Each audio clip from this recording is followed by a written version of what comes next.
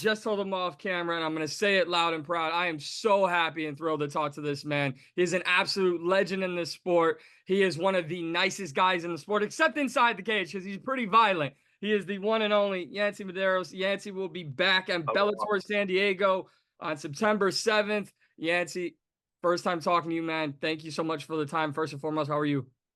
Thank you, man. One of my favorite things. I woke up on an island. Right? Like when you make it simple like that, like even for me, like hey, things are good. Things could be way worse, and I woke up on an island with my family. I was like, dang, man, I'm fortunate. I'm grateful.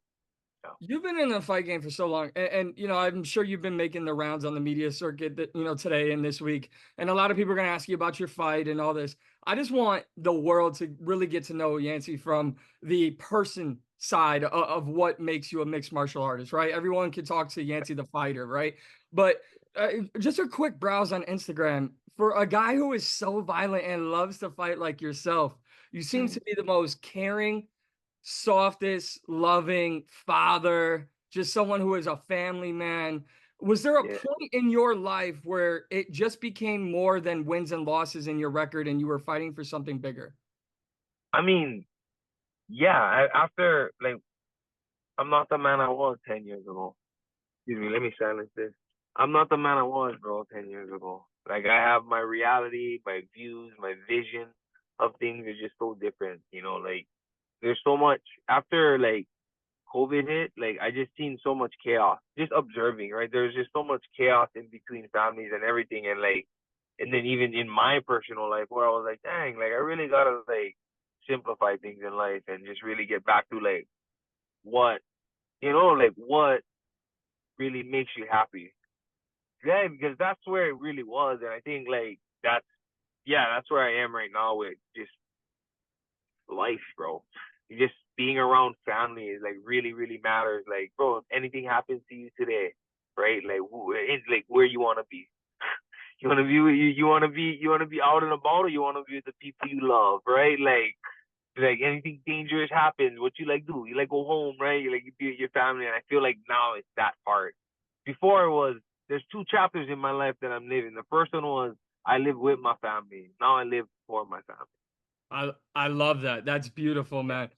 You've been in several promotions, Strikeforce, Bellator, UFC, obviously with Bellator now. And like I said, you will be back at Bellator Champion Series in San Diego. But throughout all the promotions, one thing you've definitely seen throughout your career is the rise of Russians in MMA. And there's a lot to be said for Russian MMA fighters.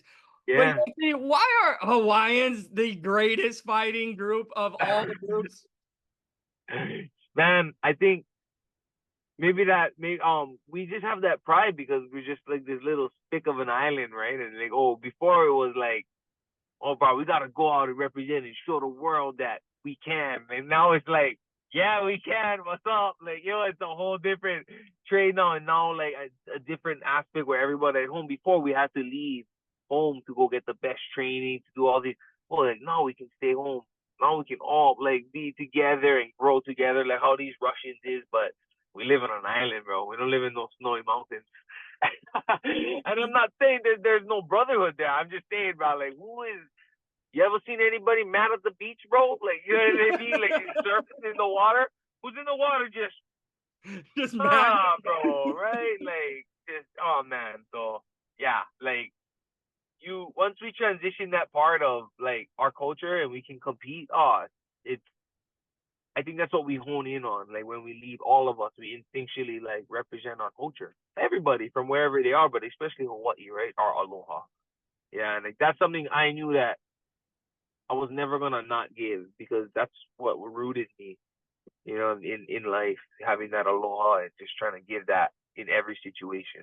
There's boundaries, For sure. Cross this line, see what happens, bro. Right? Other than that, bro, cool. We solid, yeah. Like, the culture, the heritage, right? And I was just in DC for the PFL playoffs, saw Ray Cooper, saw Kai Kamaka, and then obviously you preparing for this fight, putting in a lot of work in with Max Holloway. And I'm not going to make this a questionnaire about Max, but I do want to ask, Max, I think more than anything this year, not only did he have that viral knockout of Justin Gaethje, but when he went on Rogan afterwards, he was like, you guys don't understand. Like, I grew up in fighting. So when I lost 2 in a row or whatever it was, you guys thought I was washed, but I'm 30 years old. I'm not even in my prime yet. As Yeah, someone who now shares the training room with Max Holloway, what yeah. can you talk about what's so special about Max and training with Max that helps you? We live by this quote in our gym: when the tide rise, all the boats rise. Right? Whether you're on tugboat, whether you're on cruise ship, whether you're a fish ship, whatever they call it, fish. You know what I mean? You're fishing. All our boats in our team, we all rise together, bro. And that's not by seeing who's the toughest. It's about seeing how we can get better every day. Like, there's a reason why we don't need a hard spar anymore. There's a reason why we're not over here trying to kill ourselves, because we already know how to get to the top. And just being around Max, like, bro, I don't know, bro. You put gloves on him and you give him a gaming control. That guy's a genius. You know what I mean? He just like boom, boom, boom. He just knows how to, like, for me, sparring with Max is like he's playing a video game with me. You know what I'm saying? In the sense, and I'm like, oh, motherfucker, yeah, right. I ain't fucking beat no Call of Duty, yo. You know, like in that sense, because I feel like that's how he breaks it down mentally. This is just my personal feeling. This is my observation of what when I work with Max. In that sense, well, I feel like he breaks it down like a video game. You know, in the sense of gamers, and he just gets in there like, and he knows how to break it down. Like, you're not gonna just run into the building and gun blazing, bro. I don't care if you got the bazooka and the strongest gun. There's a tactical approach to it, right? The guy with the pistol and has badass aiming to take you out. So there's a time and a place to put those things into play, right? Like, you can throw 100 and you can have unlimited ammo and you can have the best weapon. But if you don't know how to use it and when to use it, bro, the other guy's gonna take you out. And that's what I learned from Max. You know what I mean? It's all about the IQ, bro. It's all about having a vision. You can have good sight, bro, but you need good vision. You need good vision, bro, to be up there, and that's what he has. He has. All my friends who I play Call of Duty with, when they hear this, they're gonna be like, "See, Mike, stop running into the buildings because you gotta learn Uh, how to use your weapons." yeah. Have you ever had that little moment? I know you guys don't hard spar, but has there ever been that moment that Max is so iconic for? Maybe it's not pointing to the ground on the training mats, right? But is there a moment where everyone, maybe yourself included, everyone's gassed or everyone's ready to call it a day, and Max just goes that extra minute or that extra 2 minutes? Well, I mean, that's. I think that's something that we all uphold.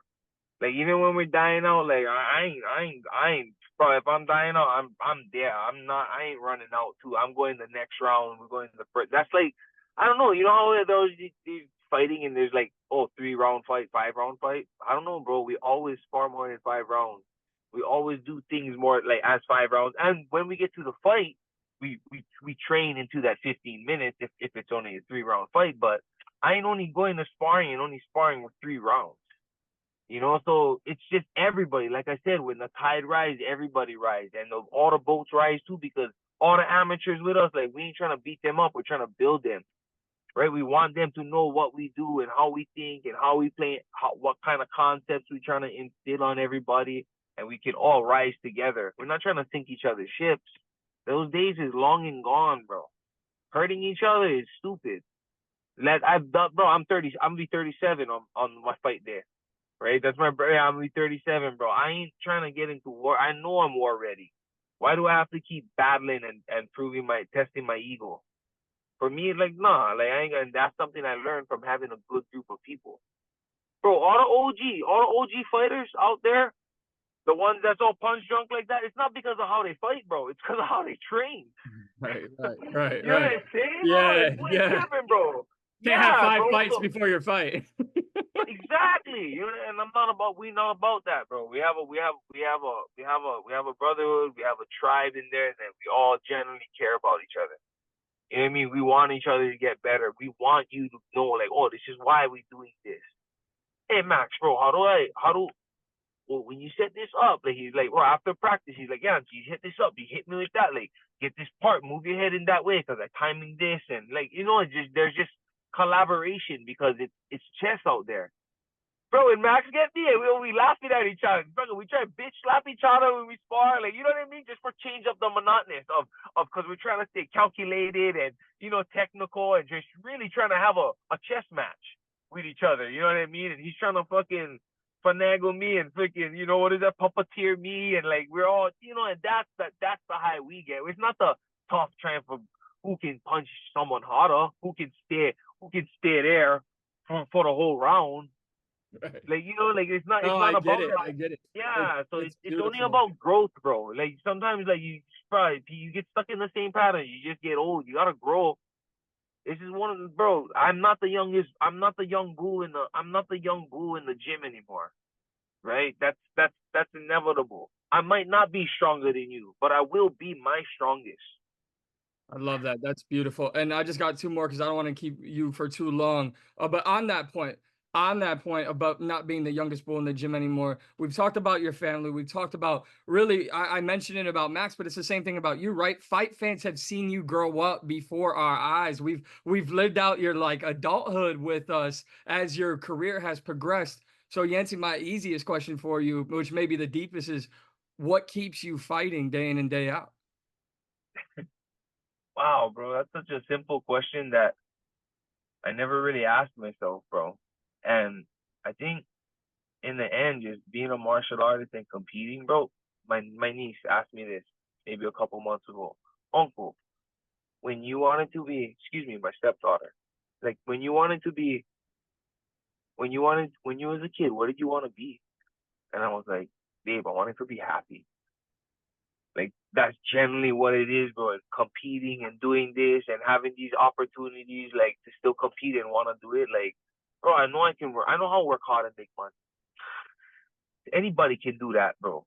But to do what you wanna do, you know what I mean? Like you and whether it's situation or whatever it is, bro, it's because I want to do it. That's what keeps me doing it, bro. I wanna be I'm a martial artist. I wanna keep competing. You know, and if I wanna, bro, I figured that out when I couldn't renegotiate with UFC, and I was like, oh yeah, and so everybody asking me all these things, and I'm like, I like fight. I gotta go train. I'll be in the gym. I see you there. Like, you know what I mean? Things gonna roll out because that's what I wanna do. I'm not I'm not thinking about other things in the sense of like now it's different. Like I have a daughter, right? I have a newborn now. Like I have like, and it's just a whole different vision, and it's just like, dang, I get to wake up with that, and I still can do what I like to in a good environment. I'm like, this is everything. I can still be the kid I always wanted to be, and now I know why I got the name the kid in my fight name because I never gave myself that. The people, I was in one pamphlet, Yancy, the kid Medeiros, and UFC pamphlet used to have them, and I was like, well, I guess that's my fight name now, you know, and this was at like 26, you know, like I'm like, all right, I guess that's it. So, but I get it because maybe it's because I bring that type of vibe, you know, just like I don't judge people, bro. You make bad choices, it's all good. You're not a bad person. We make bad choices, doesn't mean you're a bad person. I don't look at things like that. You know, kids, they forgive, right? They wake up every day. They just like be happy. They don't try and remember the shit that made them mad. You know, make them mad. Like that's just how I am every day. You know, and I gotta take care of my responsibilities. Gotta keep the lights on like you. But in the end, bro, it's like, I just like being a kid and be happy with my family and do what I like to do. And I still can compete, bro. So shout out to Mike Hogan from Bellator for always helping me out on that part too. I appreciate it, brother. And you're very good at it. And I said it. One more question. Yeah, Uh, bro. I'm gonna slide in a second part of it. I'm gonna say this. No disrespect to your opponent, but I feel like your opponent's name translated in like English American, it sounds like the Russian version of Jordan Iverson. It's your Iverson. Yeah, yeah, yeah, yeah, yeah, So, yeah. That's a good way to but remember it because I'm like, on Jordan Fight Week, Iverson. Jordan There we go. Iverson. Oh, my boy. The people are asking you who you fighting. I'm like, bro, Jordan was this badass wrestler, bro. And I'm like, Jordan Iverson. The Thank Russian you. Jordan Appreciate it. Iverson. Uh, Appreciate it. what Yeah. should fans expect from you when you step in there against him on September 7th? Hey, man, I'm there to entertain. I think that's the double blade of me that like sometimes I get impatient with the fight because nothing's going on. Bro, I'm there to watch you guys watch me get my head pounded or vice versa, right? And like that's where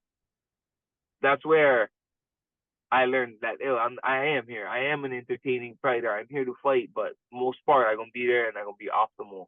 And that's the biggest part I think I worked on was my patience in the sense of, my striking and that's like, yeah, bro, like I'm there to entertain. And I see that he's good in his wrestling and he's real passive and he set things up, but the plan is to be right there in his face, making sure that this fight isn't boring.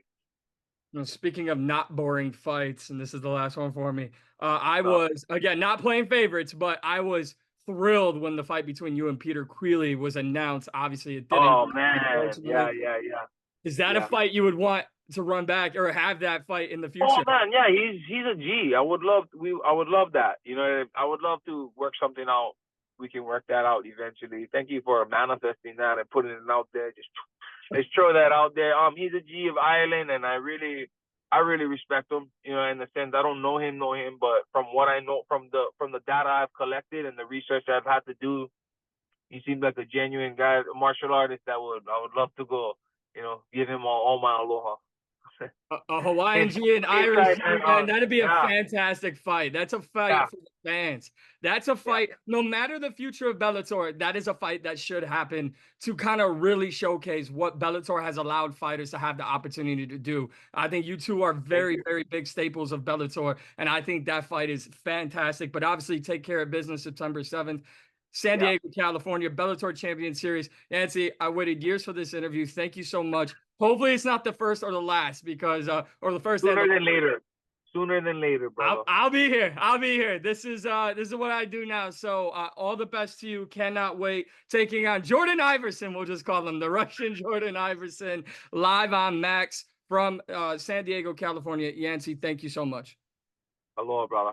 Thank Thank you. you.